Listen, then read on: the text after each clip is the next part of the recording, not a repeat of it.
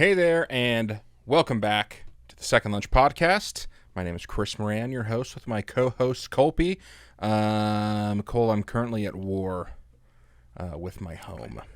Yeah, what aspects? I've got some elements I would like to destroy of my own. So. Yeah. I'm on board. Yeah, well, we are doing, I was going to say home improvement, but we own a brand new home, so it's really lateral home. Yeah, you're making some aesthetic. Yeah. Yeah, you're doing some painting. And... painted some walls, changed some door handles because we wanted black instead of silver. Yeah. I now have a door that I hate in my house. Gotta have one. The door that leads into the garage. I fucking hate that door, man. It's always something with that door. So I changed it originally, and then the handle kept like kind of getting stuck, so I had to play with it a little bit. And then it was kind of like the handle was sagging. So I was like, it's too fucking loose, I have to tighten it. Then Kendall followed me into the garage to get something one day. And she grabbed the handle and must have turned the little thing on the end of it, locked us in the garage. I didn't have my keys, and all the other doors were locked. And so you're we're just trapped in your own garage. So we're locked in the garage, and I'm like, this fucking door, of course it's this door. That's when you use house words. Oh, we use some house words for sure. Kendall learned some new house words. Yeah. That day. And so I had to force the door. Luckily, at that point, I'd fucked with the handle enough that it was not that hard. Yeah. Which also made me think twice about this door handle. Yeah. Okay. I basically almost broke into my own house pretty easy. Yeah. So then I fixed the handle again. And then later that night, I go back to use it. I pull the fucking handle off. I'm like, okay, what is fucking happening? I repair this thing. It's all put back together. We finally get somebody to come rekey all of our locks, which is like $60 a lock. Yeah. That night, the lock completely breaks. Both sides of it fall out of the door. And I'm like, you have to be fucking kidding me. That does make me think it's a cursed object. The door is fucking cursed. Yeah. See, I love our house. I love Ashley. Love the pets. Love everything. The kitchen appliances, I want to destroy each of them individually. The worst part about it is every single one of them we have bought since we've been there. No. When we moved in, we knew that the stove was toast. The guy gave us $1,000 that was selling the house to, so we bought a new stove. The stove is actually okay. The stove can survive. But the dishwasher went out when we, moved in, and never met a dishwasher I liked. I'm going to destroy this one. Yeah, because we get two messages, both of which mean your dishes aren't getting clean. One is the H2O message, means you're not getting enough water flow. So it's like, is there a hose kinked? At first I thought, because we had to get our plumbing redone, it's like, oh, once we do that, problem solved. Wrong. It's all about like the level and the angle of it. And this is an old house. The place where it goes in is not it's not an easy thing to set that dishwasher in. So getting that message today, I'm getting the failure to drain message, which is just FTD. And when I look up, so now you have too much water. Yeah, exactly. Can't drain it. Can't do anything about it. It just says FTD. I look up YouTube videos. The first thing it just says is that stands for fuck this dishwasher. I was like, this guy gets it. This guy understands. So yeah, I'm at war with those. And honestly, I hate them so much that it's like the thing that makes me want to move into a new house the most. These things that cost like, I think about 0.4% of a new house, these two appliances, and it's going to push me out of this place. Swear to fucking God. Yeah, at least you didn't truly create your own problem there like I did with the fucking door handle. No, these things just suck on their own, but with my intervention, it's not going to help. I don't know what I'm doing. I relied on working hard enough in school to get enough money to pay other people to do that stuff so that I didn't have to learn how to do it. Trying to do that, work hard on the front end so I don't have to do shit on the back end thing. It's not working out. Definitely so a thing I've learned as a homeowner where I'm like, something breaks. It used to be like, all right, call up the property manager. They'll send somebody over in the next 24 hours. Move on with my life. Now I have to try to fix things I have no business touching. And then I'm just like, I'm going to call it good. We're going to say that's good until it breaks again. When your dad is Mike Finch and you're, first of all, obviously living in a rental, so most of the stuff is just going to be like, fuck it. But then second of all, he's going to get so wrapped up in his own projects or pissed off at them that he's going to forget to actually teach you what he's doing. You're like, Coley, look at this. You got like 45 seconds before something goes sideways. You get mad at it, punch a wall, and it's fixed. Exactly. You're going to want to break some drywall. So anytime I'm at the store, I always buy an extra thing of putty. You're going to want to buy some of those mesh wall backers for the first wall you take out. Yeah. So it's been an eventful couple weeks. As you know, my biggest pet peeve in the whole world is when people talk about working out. So I'm not going to spend a ton of time on this, but I do want to tell a story about part of it. I recently participated in a powerlifting competition, and my trainer, Frankie, who we've mentioned on the show before, yeah, we should have him on at some point, was also participating. Yes, we should. I worry a little bit about how much we might have to bleep, but Frankie is a 66-year-old man from New Jersey, and he is every bit a 66-year-old man from New Jersey. I've never met a person who is so himself.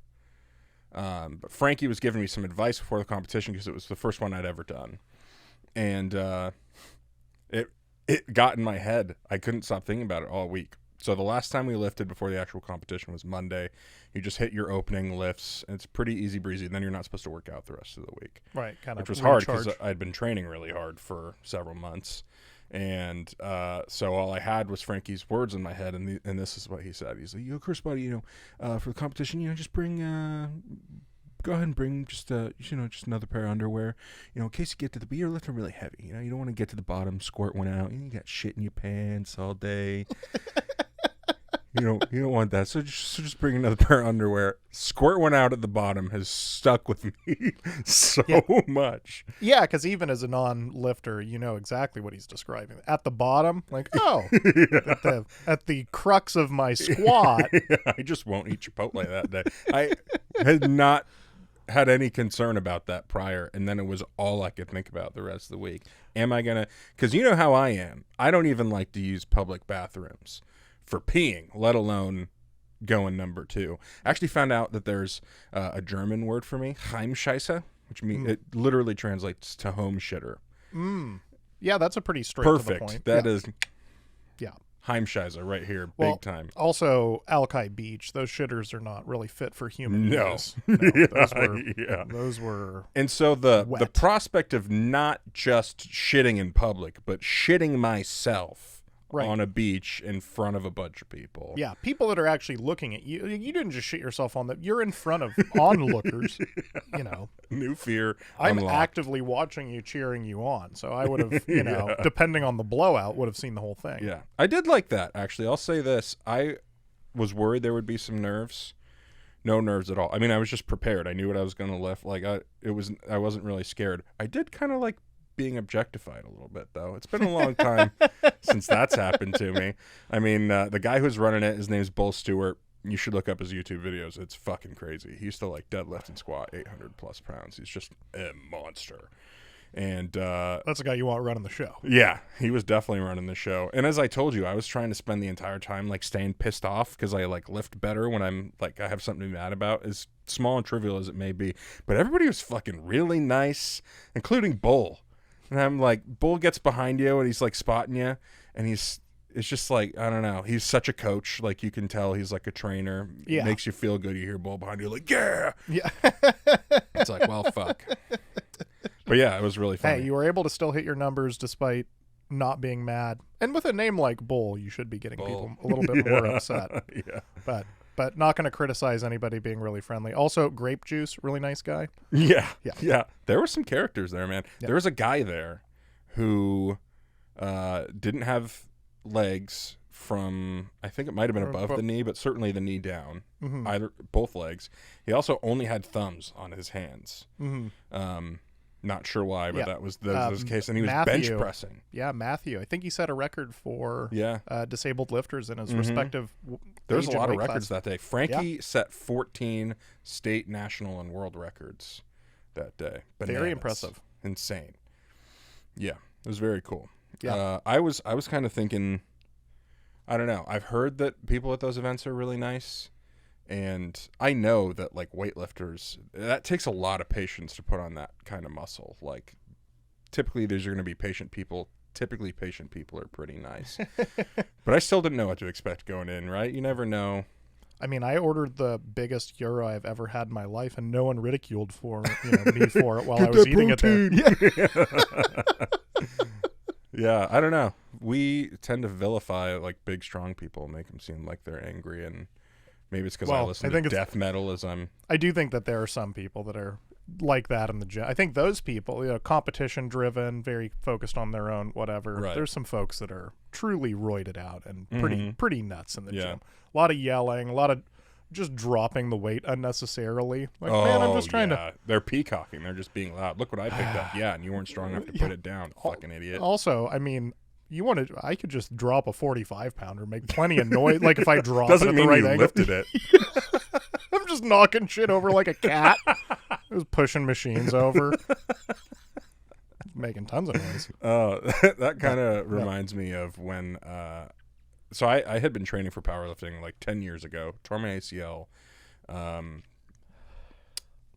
It was like 600 pounds on the leg press, and it was a lot, probably more than I should have been doing for reps, and I kind of bounced at the bottom, tore it, powered through, and then got up and knew what happened. I was kind of out of it, so I started taking the plates off, but I only took them off one side.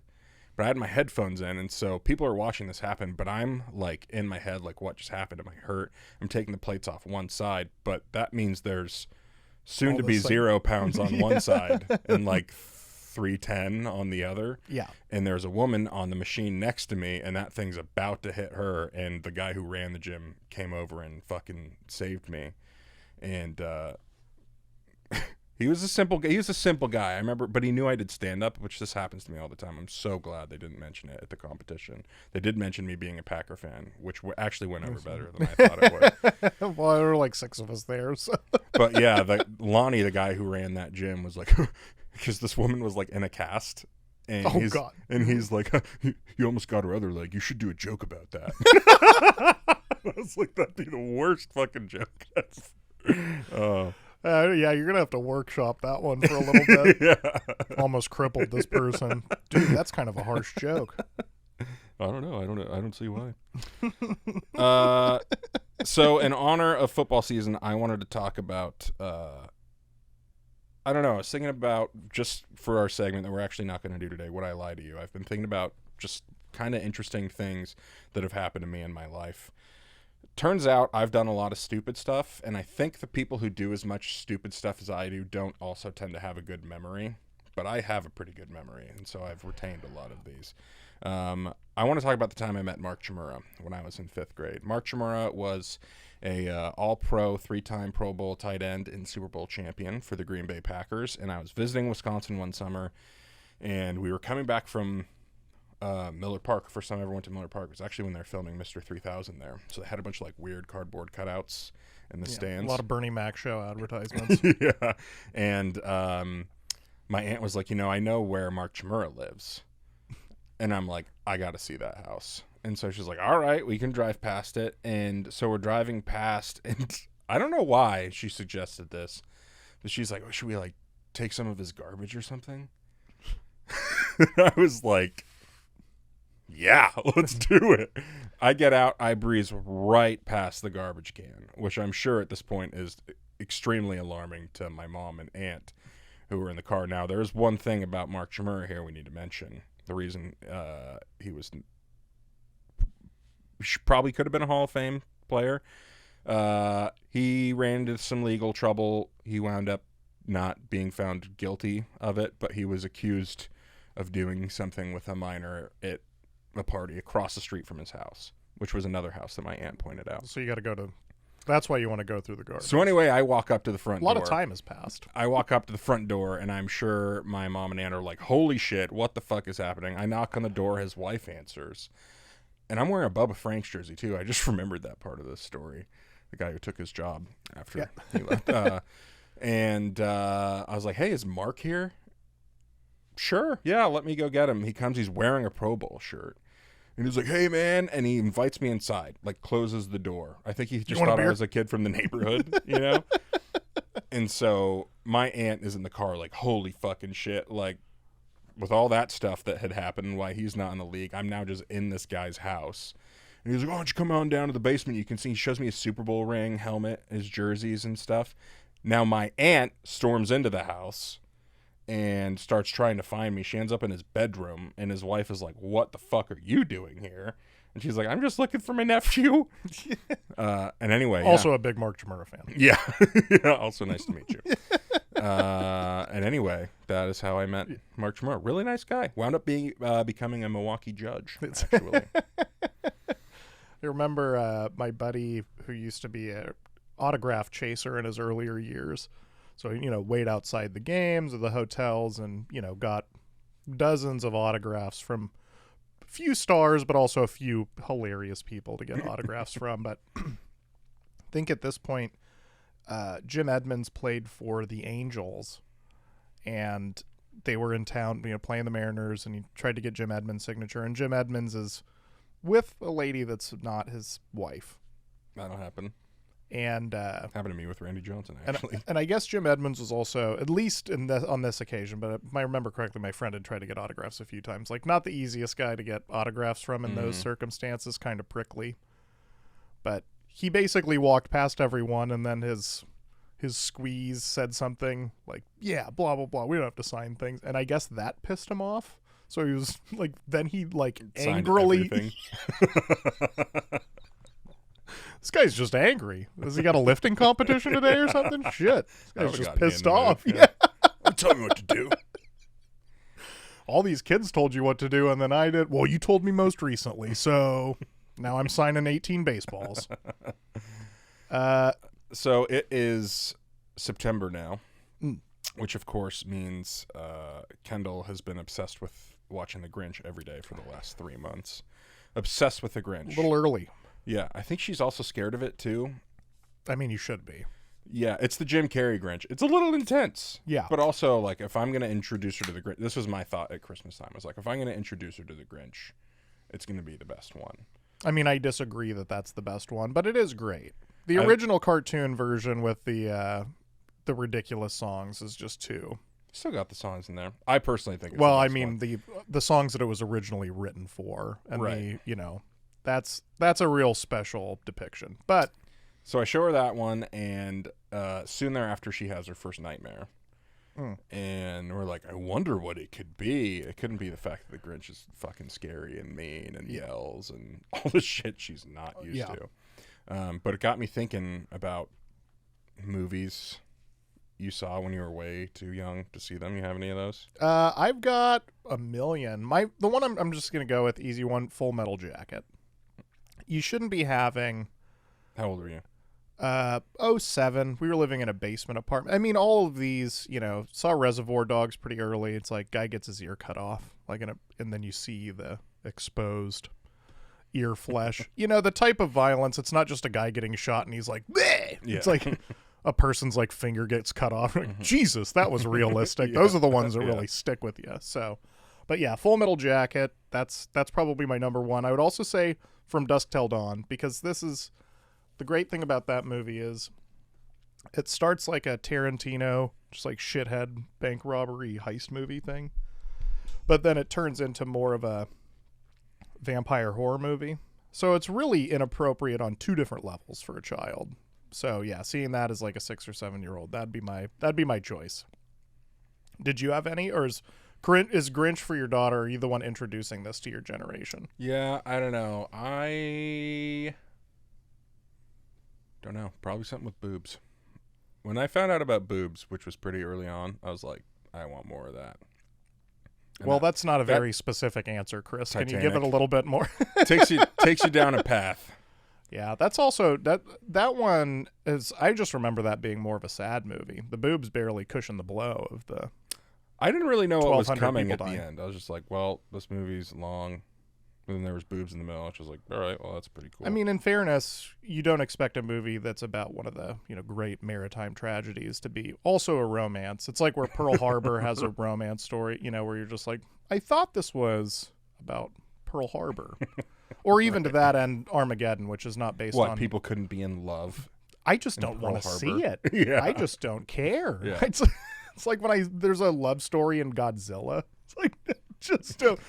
You know what? There's a lot of love stories on this planet he's destroying. Let me just cut to the chase. And all these apartment buildings, probably couples, babies, you're going to show me every fucking one of them? Jesus Christ. I don't know why that just made me think of when Dunkirk came out, we took my grandfather, who was in the Air Force, to see it. And there's a scene where, I don't know, I don't remember if the plane loses its engines, runs out of gas or what, but it coasts forever. Yeah, it runs out of gas. And Tom Hardy's been flying. I could hear my grandpa getting increasingly angrier the longer the scene was going for. He was just like, never go for that line. He was like so fucking mad. Listen, old man, you saw Forrest Gump and you dealt with it. You'll deal with this right now. That was some Forrest Gump shit. That was a good one, though. Chris, you taking this next one? Yeah, I was wondering. Obviously, I've been reflecting a lot of my time in school, coming up with questions for the segment we're not doing today, actually. But it got me thinking, what kind of student were you? Were you good at presentations? Because you were good at stand-up. Were you comfortable in front of the class doing presentations? Yeah, for sure. I think so. I mean, the thing is, it's always the preparation. So there's like your comfort with public speaking. But like if you've done enough prep, you'll be fine. And as a student, I was decent. Middle school, kind of took the foot off the gas. But yeah. High school, because everybody knows those years don't count. I was kind of the other way. I was full foot on the gas getting prepared for presentations. For my first one. First one I ever did was in second grade. Oh, no, I was saying foot off the gas for middle school. I was saying full foot on the gas for presentation. I took it all the way off. High school, I literally didn't prepare.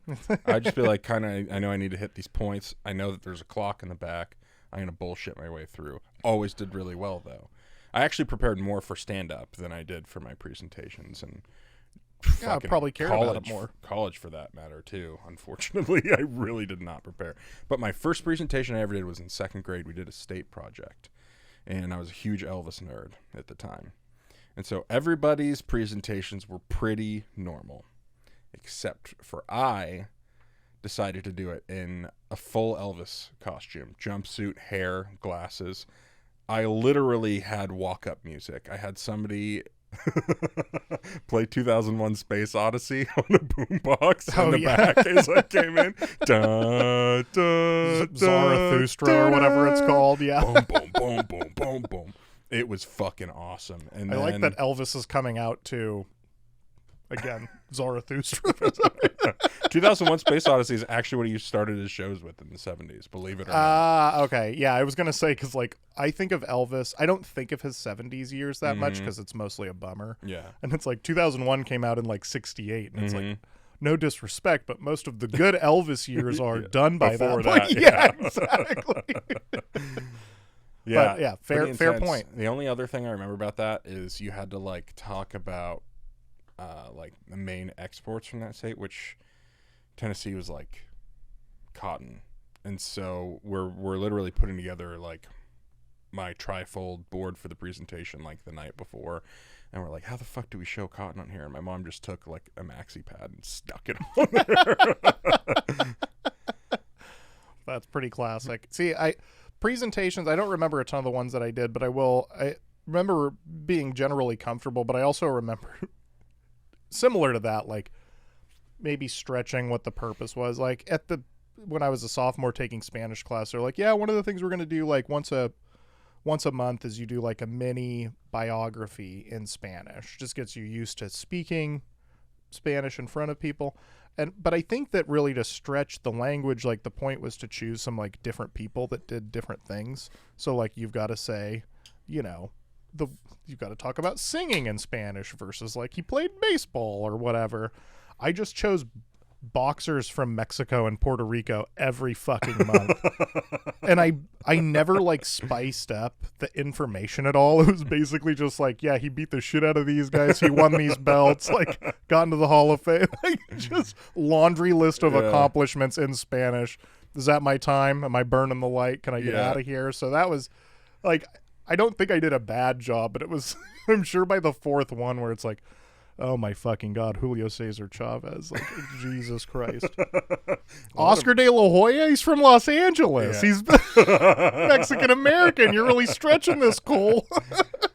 Hey, they all got a free education on the fight game. Oh, exactly. Exactly. That reminds me, when I was in Spanish 1, I couldn't get away with this bullshit in Spanish 2. But my first year taking Spanish, we had to do something kind of similar, except the project was we had to like come up with a sketch, basically, like just a conversation. It didn't, not a sketch. It didn't have to like kill, right? But I remember the first time I did it, I didn't really give a shit, which is how I mostly did school. So I did the entire sketch as Chris Farley speaking Spanish poorly.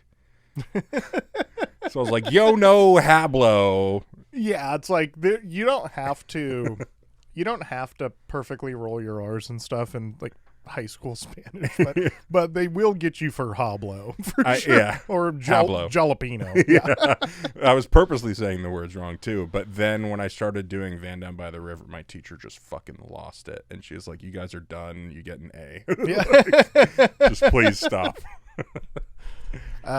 Did you have any teachers that really just were either unreliable or alcoholics? Like you couldn't really trust their grading regimen? Only in PE. That's where they belong. Yeah.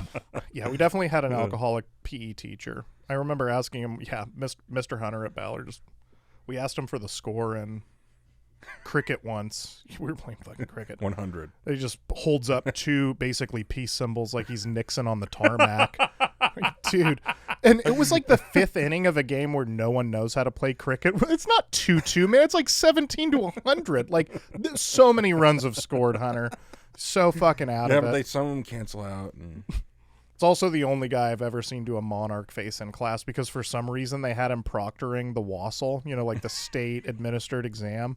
And that's when they just they got to go to the bench hard on people to help folks out. It's like, we got the ceramics teachers, everybody's helping out. Some of us have to do planning. It's like, yeah, some of us have to take a sip of our coffee and then go, dude, you can't do that, man. And also for a hardcore alcoholic to react like that had to have been pure, just unfiltered 151. But we had a biology teacher at Ballard, Mr. Drager. And he's an interesting guy because 14-year-olds, 15-year-olds, they don't know. They know when somebody's fucked up, but they don't necessarily know the what. And he would talk real slow and, Mr. Anderson. So, people thought he was a stoner. Again, that guy was just lights out drunk, just so fucking shit-faced. He would do the way that you got the most. Actually, let me tell you a few stories in sequence here. How much time we got? Yeah, so we'll cut some stuff. This is good. In this biology class, so at the sophomore level, there's no AP. So even though at my school we had some AP stuff, the real smart kids could go get, be with the smart teachers. There were certain things where it's like, you're just going to have to deal with whoever you get until you get to senior year, then you can take AP Bio. Sophomore year, you get what you get. You might get Drager. And I worked with a guy at Ken's Market for years, Misha, and he graduated years before me. But he told me about his first day in Drager's class. And Drager used a grading scheme that I've never heard of before or since, called the histogram chart. It's, the old school rolly clear shit on the projector. He's got a big grid with fucking 30 squares above everyone's. It's not everyone's name. He's changed everyone's name to a number, but it's in alphabetical order. So you know exactly who the fuck everyone is. You just see points for you, and he puts it on number 4. Okay, well, now we know that, Sam Coleman is number fucking 4. But he's explaining this histogram chart to a class that ostensibly at least has some, or I should say invariably at least has some AP kids in it. And they're listening to this. Yeah, when I think that you deserve the points, I put an X on the chart, and each X is 100 points.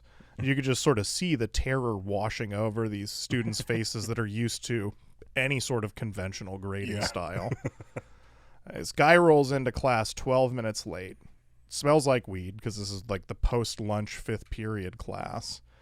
Drager's like, Joe, what are you doing coming in so late? It's Drager, I love the sweater today. And Drager just goes, 100 points. First points of the year. The look of terror just dissolved into like this mayhem. And then the only other thing I got to say about Drager is he would, the way that you got the most points possible in his class was not through any sort of biology test. No test of knowledge whatsoever on your biology knowledge. He would play a National Geographic video. Your job was to write down the name of every animal that was seen or named. And then if you got the secret animal, you got like a boatload of points. Like a whose line is it anyway? Like 12,000 points because you correctly named the white bald wakaki in your and he would play guitar the entire fucking time. So like one class he strummed out. It took him the entirety of the class, but he got pretty good at Wish You Were Here by Pink Floyd by the end of it. He's the only guy that learned something there that day. He learned some Wish You Were Here while we all got some thought-preventing TV. Only other thing, we did do a rat dissection in that class. He had us put all of them in the drawers. You know how those like science classes, I don't know if yours were like this, but there's just 1,000 fucking drawers and cabinets. Yeah. He was like, pick one. Of course, people lose. There's hundreds of fucking drawers. That room smelled like formaldehyde and rat for 4 months, dude. It was so bad.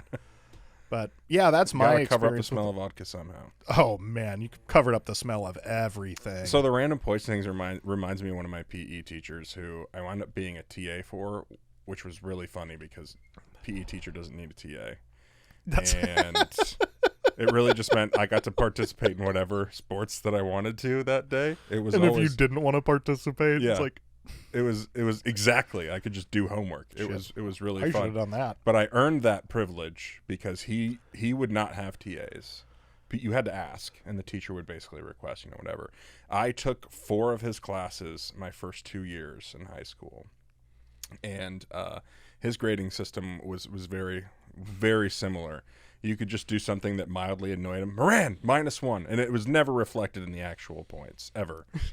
By the way, it was completely arbitrary. It was just like a threat. Yeah. Like saying -1 is more of a threat of -1. I remember one day I had -6, and he was a big Oregon State Beavers fan. I made it all better by saying something nice about the Beavers. Moran +4. And it was always announced. It had to be announced. Said something positive about like Mike Riley, and just all right, okay. Yeah.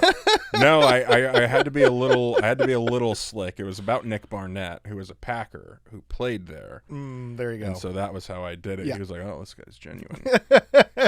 He was also left-handed, so I used to be like, "Oh, Dales, I bet you could shoot like Michael Redd. Just name left-handed shooters that were good." +4. Yeah. +4, baby. But this also reminds me of a math teacher I had in high school as well, who used to, just for time wasting questions and giving people points for things that had nothing to do. I was eliminated from competition one time for the remainder of the semester because he used to ask random questions. In this particular time, he asked, "What is your favorite woodland creature?" Best answer got the points, and I said Whoopi Goldberg, which is not a woodland creature at all. Class died. I killed so hard. He's like, "Moran's out. You get the points this time, but you are done participating." Just naming any non-animal in that context would have probably done great. Yeah, it did. I knew how to kill in high school. Back. All right, we have Wikipedia this week. This is one I've been waiting to do for a long time. This actually is inspiring my next tattoo. Wojtek the Bear. Wojtek the Bear was a Syrian brown bear adopted by the Polish armed forces during World War II. I don't know what you do in wartime, but I adopt a bear. Now, There's some stuff you need to know about the Poles here. Polish people are very similar to Russian people. They kind of have that Eastern European coldness and huge bald heads. And haven't historically done as well in armed conflict. But. Yeah, they're nice people. They're nice. They're not like bubbly nice, But they don't seem like angry like Russian people do sometimes. Similar, the borders of their countries have changed a lot. Yeah, over the last they don't even know who century they and a are. half. And their food's not as weird. But anyway, the Polish armed forces first encountered him on April 8th, 1942 in Tehran, Iran, where the young bear cub was playing with a little boy. The great niece of a prominent Polish general convinced one of the lieutenants to buy the bear from the boy, and she took care of the bear in a Polish refugee camp in Tehran for the next 3 months. And then she got fucking sick of it just for 3 months. But you bought a bear. Another thing. This is why I compare them to Russians. The fondness for like not being scared of bears at all. They're just like, we'll have a bear. Well, in fairness, I believe that they had shot the bear's mom, so they were already like, The bear's mom was dead. Yeah, they they hadn't were already shot like- it. It was killed by a hunter. Oh, okay, But- yeah. So it was like, when you're a human being, It World was an War II's orphaned happening. bear. Yeah, you're That like, is an important point. yeah, it's like we already took out a full size bear. We could probably take out this fucking guy. But you're also an army, and you just have a bear now, Yeah, which that's- could help. It's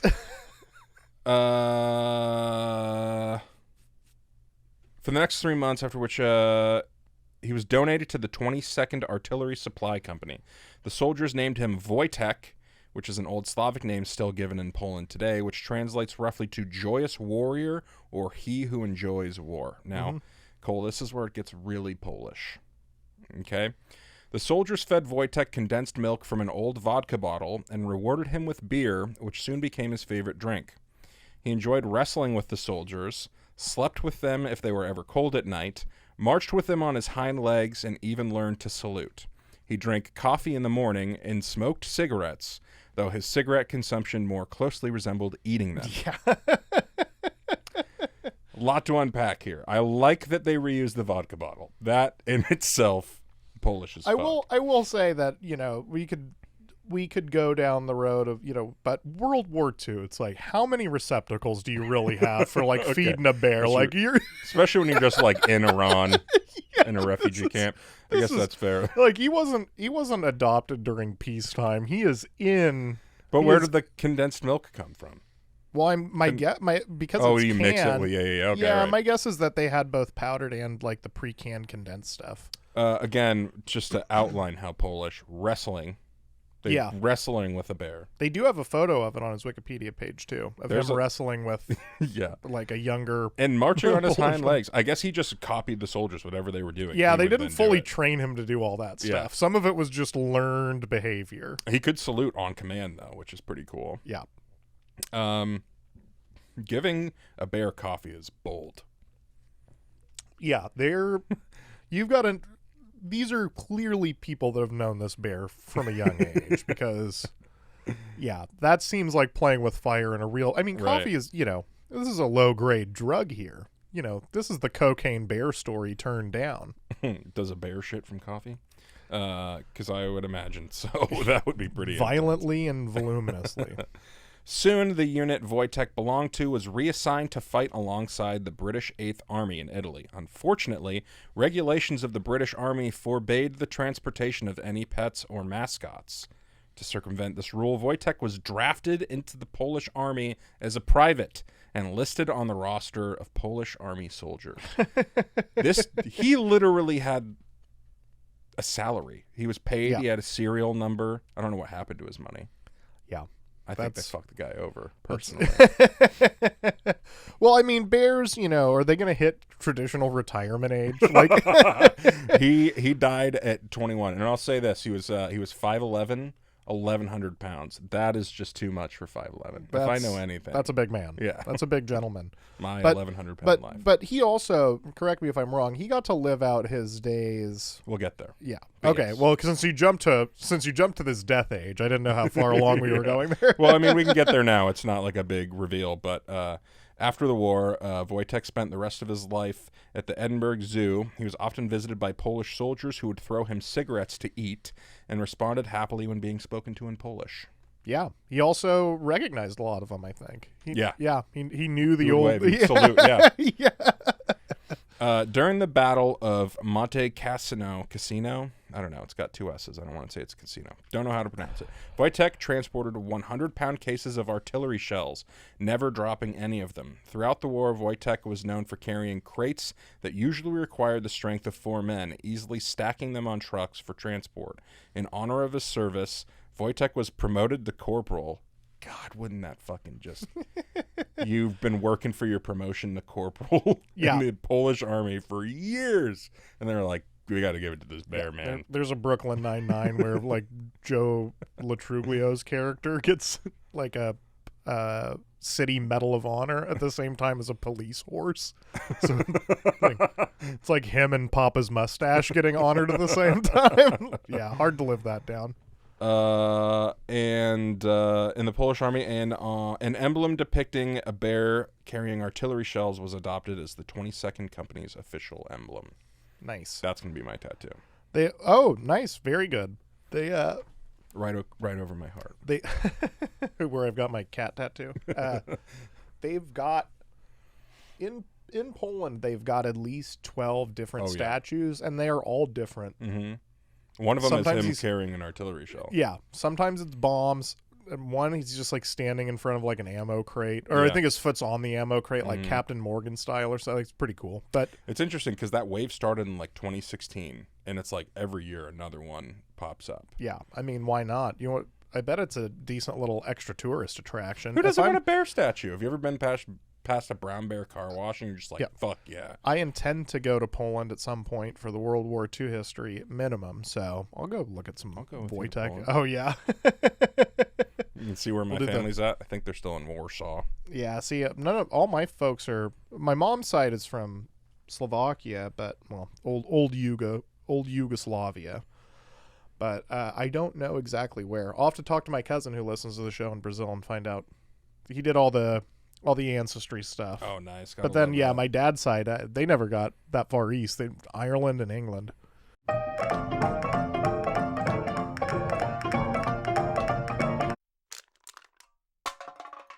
August 29th, 1997, Netflix is launched as an internet DVD rental service. I'll ask this as a two-parter. One, did you ever use Netflix when it used to be that way? And two, even if not, do you have any fond memories of the movie rental game? It's funny, when Netflix first came out, I remember being like, mail? I'll just go to the video store. Why do I have to wait for it to come in the mail? Thinking it was the dumbest thing ever. And now, I mean, Netflix. The first time I ever used Netflix was when it was a streaming service. Okay, yeah. I missed the video store. I don't know why. Because I also didn't enjoy it. Like, when I was there, it was overwhelming. Like, you're just looking, and it's just like, it's too much. How am I supposed to pick one? So then you end up with, like, 5. And then you're, like, obligated to watch them in this, like, it wasn't cheap. That, too. Yeah, it was not cheap. It wasn't cheap. And then there was also stuff to distract. Well, I mean, I was a child. There's stuff to distract you, like candy, SpongeBob, stuffed animals, all the stuff I'm going to beg my dad to get. So, yeah, Hollywood Video must have been a torture machine for the parents. Yeah, they had video games and stuff, too. Yeah, exactly. See, I loved Hollywood Video for years. We had the, like, pass where I could rent multiple DVDs in a day, and our friend Todd taught me how to burn them. Yeah, exactly. Like, well, that's what my summer is going to be. Had a whole ream of stolen DVDs. And then also a movie I watched too young, but really a movie that you're never of age to watch because it's just terrible. But there's a old, like, oh God, I think it's Brazilian. It's called Cannibal Holocaust. No, it's Italian. Excuse me. God, we talked about this when we had Ponch on. Oh yeah. So I won't go into the actual details here. But yeah, the first time I saw it, the only two places you could get it were Scarecrow Video, like the true cinephile, amazing movie store on Roosevelt. Yeah, exactly. Not too far from here. And then fucking Netflix. Because it was rare. Like at that point, it was just not an easy thing to get your hands on. So, yeah. So those are my fond memories, although I was quite shaken from my Cannibal Holocaust experience. Cannibal Swallocost is the name of that episode, by the way. That's right. If you want to go back and revisit. That's right. August 30th, 1963, the Moscow-Washington hotline between the leaders of the U.S. and Soviet Union goes into operation. If you could establish a hotline to anybody, who would it be? My doctor. Like a life alert badge? At least once daily I ask Katie if I have cancer. Like, I had kind of a bump on on the bottom of my sternum Yeah. yesterday, and this was yesterday. I asked her if I had cancer twice yesterday because there's a thing on my hand too. I'm like, skin cancer. It's all Hand cancer. happening. What do I have? And yeah, there's kind of a bump there, and I realized it was from wearing my squat belt, like my weightlifting belt, like it's on kind of tight. Like something you did to yourself. Yeah, it just kind of swells up a little bit because Yeah. you know, like you're squatting a bunch with that. Anyway, so, Yeah, this part of my arm's a little sensitive right now. yeah. Probably if I could just probably call gonna up die. the doc exactly every time I get like a sharp pain, like is that a heart attack? Am I having a heart attack? Can you give me some medicine if I'm having a heart attack to make me stop having one? See, that's a lot more practical. I was going to say Albert Pujols. Just see how he's doing. Just check in on the guy. My other answer was SpongeBob because I feel like you could really prevent a lot of the shenanigans from happening in the first place, and I just feel like Squidward's mental health would be a lot better. If you intervened a little bit. I bet Squidward's actually a pretty nice guy. Yeah, but you put him under duress. Yeah. You know, Right. you give him no time in the pocket. Have you ever noticed he's only good at playing his clarinet when he's truly happy? Yeah. Otherwise, he sucks because he's distressed. Today, doing my piano lesson, the room I'm in, so fucking hot, just playing like dog shit. It's a fucking environment, I swear to God. You just got to go to Siberia. It's yeah, exactly. Let me play in the Great Pyrenees type environment. Okay. September 2nd, 1901, Vice President of the United States Teddy Roosevelt utters the famous phrase, "Speak softly and carry a big stick," at the Minnesota State Fair. Oop, that was I weirdly timed that. Let me start that again. Vice President of the U.S. Teddy Roosevelt utters the famous phrase, "Speak softly and carry a big stick," at the Minnesota State Fair. Do you think he was actually talking about fair food when he said that? And what is your favorite fair food? He's talking Was about the a corn dog. Yeah, was the big stick a corn dog? I thought it was walk tall and carry big stick for some reason. That could That's wrong. well, that might have been the Dwayne the Rock, the Tooth Fairy Johnson vehicle. Yeah, it was definitely about fair food because I don't know what else it could be about. Couldn't be about international rule. The man's at the fair. That's got to be about a deep fried Snickers. You have to look into everything somebody's saying and take it out of context. Just let the man talk about a corn dog.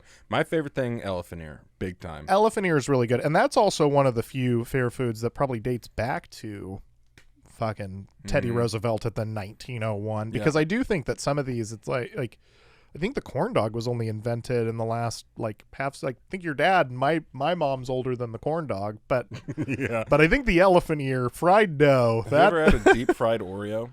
I have not actually had one. Yeah, me neither. It's that wasn't supposed to be an indictment. Gross. No, I remember Katie was telling me, she's like, you gotta try. No, maybe it was a deep fried Twinkie. Maybe that's the one No, I haven't tried the Twinkie because even I was like, that's too far. Which I also said about the Oreo. So there's going to be a time where I eat a deep fried Twinkie. Yeah, but yeah, I was like, that's way too far. I had one. I was like, oh fuck. Now I know about this. You know, Yeah. like now this is a Now thing we I can't have to go avoid. well, at least something like that, because a corn dog, there's frozen versions, blah blah blah. It's like deep fried Oreo. Even if you love the thing, are you gonna start fashioning those in your own house? Like, like back when I worked at a grocery store, when fish was like past, it was going past the sell by date after close that night, so it was still good as of that day. I'd take home a couple fish and make fish and chips with my dad. Nice. Because again, we're making it that night. It's not gone bad yet, but that's like deep frying shit at home is a huge messy pain in the ass. Right. And so even if I loved a deep fried Oreo, the chances of me ever making one at home are about zero. Yeah. I don't even, do you guys have a deep fryer? Could you actually No. yeah, it's just a whole, so my point is you're safe. You could try one because you're just not going to, you're not going to go through all that rigmarole. God, that reminds me of the time my mom was trying to make cheese sticks, like mozzarella type cheese sticks. Yeah. And I get the thought process here. It was also during a Packer game, and the Packers had scored multiple touchdowns, which means she had multiple shots of tequila. Yeah. Compromises your mozzarella stick game a little bit. Yeah. We also weren't using mozzarella. We were using string cheese. I say we like it wasn't entirely my mom. So she's just putting string cheese in the fryer, and then nothing's happening to it because string cheese isn't food. It's barely. It's not even cheese. Well, also, I'm hoping these are breaded, right? These are dredged and breaded, or is she just? She tried to bread them, but then it just slipped off and came out still a string cheese. String cheese is made for one thing, for me to eat directly and for you to tuck into a Pizza Hut stuffed crust pizza. It was a little concerning that, I don't know, 360 degrees or whatever the fryer was didn't even begin to fucking melt the thing. Too many preservatives and like potato starch on the outside or whatever. Okay, I think we're good for headlines now. I skipped one of my This Week in Histories because I thought it was... Okay. Because we've still got... We're not going to have... These are not crazy long. We could do... Yeah. All right, headlines. Our education segment. We have to make sure our listeners are caught up on current events. Nick Cannon says... Sorry. Current events. Yeah, this one's pretty... Immediately go into Nick Cannon. Also, education. Yeah. Well, hold on. I'm just calling out this one for education. Nick Cannon says his balls are his most valuable asset after insuring them for $10 million. Listen, if any of his bajillion kids have started like bringing in significant money by being Nick Cannon's kid, I would understand. But I think that they're a money sink at this point. It was exactly what I was going to say. I think he meant to get a vasectomy. Yeah. I think he's got this completely backwards. They're free. We've talked about this, like a problematic pregnancy is one of the craziest expensive things any insurance company could ever deal with. They will pay for you to cut your whole dick off. They do not care. Yeah. They're totally down with that. Yeah. Yeah, I guess we're not going to spend a ton of time on this. We're on the same page. Well, no, I'm also like $10 million. That's like a no bullshit premium. Like I have a life insurance policy for like $250,000. I pay like $30 a month for it. Let me just extrapolate that really quickly. That'd be $120 for $1 million. So that'd be $1,200 a month for what, $10 million.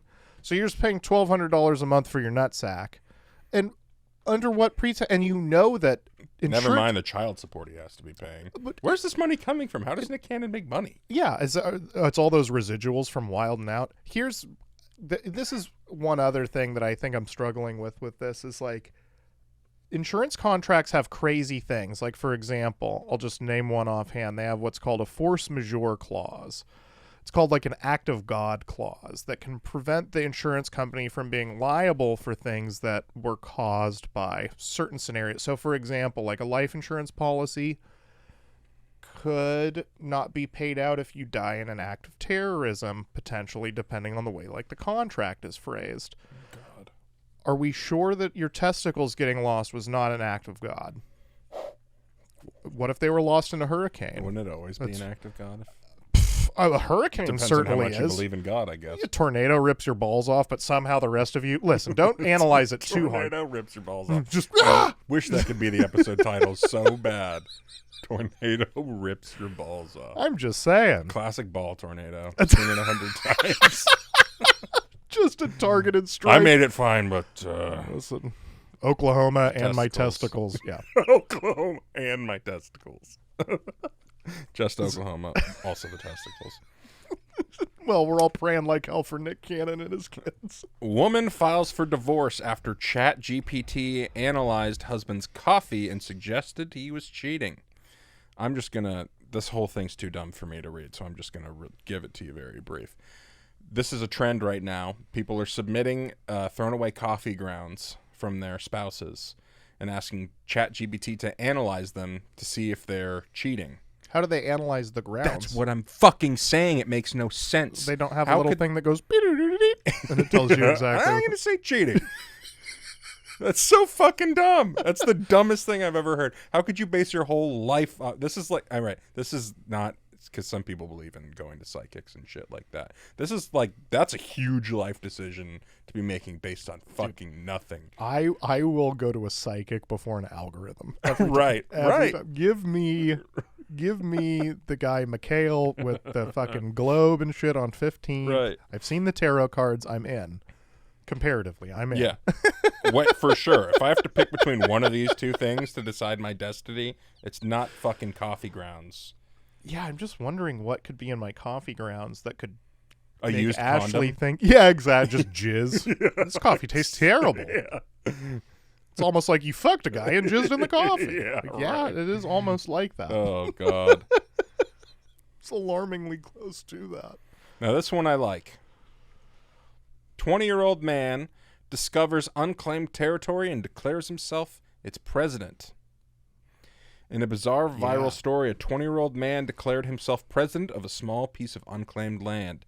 He even went as far as designing passports and a flag for himself, proclaiming it a nation. The territory located between borders, it doesn't say where, and previously overlooked became his personal project. Where the fuck could this be? I'm guessing certainly not North America, because we are not kind to people who do things like this. I think that, so this would fall into the realm of the very interesting, what we call micro nations. These, not micro like San Marino, like a true like micro, like a couple guys started it. And I think one of the most famous examples, I think the place is called Sealand. I think just Sealand. But it's on an old abandoned like oil drilling rig that's out, so it's, to even call it a piece of land is probably dubious. It's drilled into the Earth's crust and you can stand on it. But that's like one of the most famous examples that I'm aware of like these silly things where like three people just be like, this is a country now. So would you call yourself president? What's a chancellor? Because I want to be a chancellor.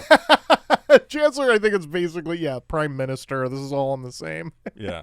It's like, I think that how Can you're I be something elected. cool without being a dictator, but where people can't unelect me? I don't know about that. I think you might have to go full dictator to be the full, the lifelong leader of Christopia or wherever you're living. But I could be wrong. Would you? Does he own this land now? How does this work? I mean, so by saying it's never been claimed, presumably there's no one to pay for it. Like pay? Who do you pay? Exactly. There's no one to. So, like in the case of the abandoned oil rig, the company that it, had ceased whatever claim to it that they've had. So, and there are still people living on that thing, but I don't know. Yeah, that's. I mean, how long ago did this happen? When was the headline from? Because depending, it's like this could be a developing story. We could find out more doesn't later. give a year, but it was posted a couple days ago. Okay, The flag's there we pretty go. cool. What would your flag look like?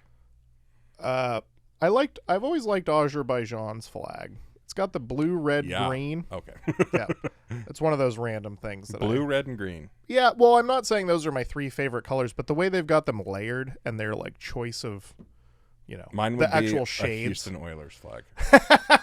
See, they kind of have that shade of blue. I'm telling you, man. I like and, that and the color. red, but yeah, the green that doesn't count. No, for some reason it might be all the Jeopardy years or whatever, but yeah, flags. I know quite a few of them. I do not. That's fair. That it carries very little value beyond the Jeopardy example I just gave. It's basically every once in a while it'll be like, "Oh, that's Luxembourg," and You somebody's can like, give "Oh, me wow." 10 flags, and I will guess 7 of them are Sweden. Has it got a little cross on it? I'm sure you already have more information than I do. All right. That's it for today's show. Thank you guys for listening. Please follow us. We're close to 500 followers on Instagram. I'd like to get over. I have an offer. If you are the follower who gets us to 500, I will either roast you on the podcast or sexually objectify you on the podcast. Your choice. I'll send you a couple of records. I'll send you sweeten nudes. the pot. No, I won't. But thank you guys for listening. Follow us Facebook, Instagram, TikTok, X for food thoughts. Jordan, love you all. Bucks and 6. Go Brewers.